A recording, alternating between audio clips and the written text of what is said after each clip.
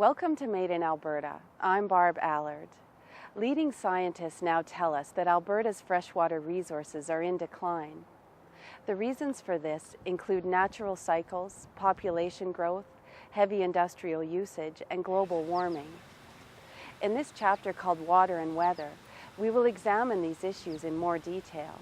But for now, let's learn about some garden variety solutions.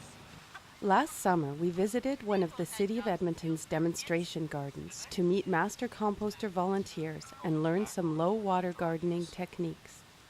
This garden was started by the master composter group, and it provides a compost demonstration garden to show the benefits of using compost-amended soil to grow your vegetables in.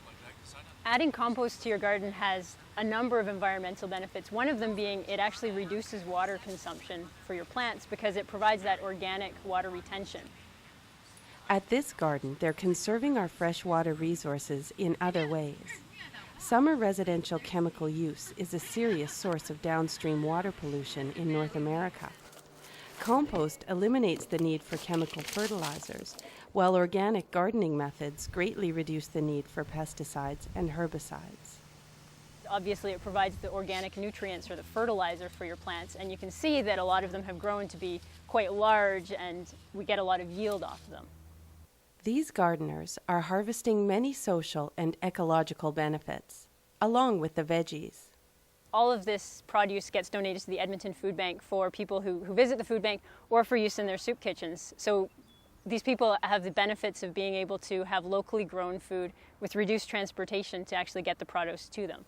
That helps to reduce our greenhouse gas emissions by reducing the number of trucks that are on the road.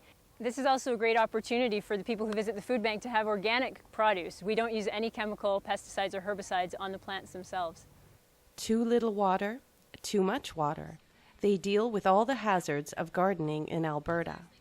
We had a lot of rains just after we planted, and the seeds all flooded out into the back grass.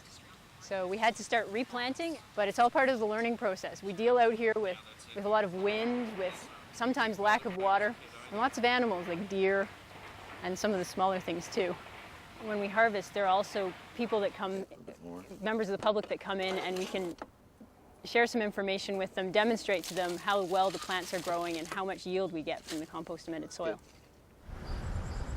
Some strategies for better penetration and retention of the water you use are setting your mower 1 inch higher, aerating your lawn, watering deeply and not too often, using mulch or tree bark in flower beds.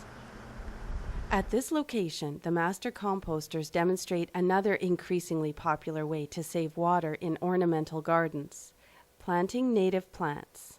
This was a plant garden that is meant to show all the native plants of Alberta. So just the plants that grow here naturally. So we've got some yarrow and some native sunflowers, some hyssop, lots of different kinds of grasses. This garden is a special favorite of some smaller Albertans. So you'll see lots of bees and butterflies in this part of the garden. I mean, it's just somewhere that they want to be. Join us again in Water and Weather to learn more about climate change and water conservation.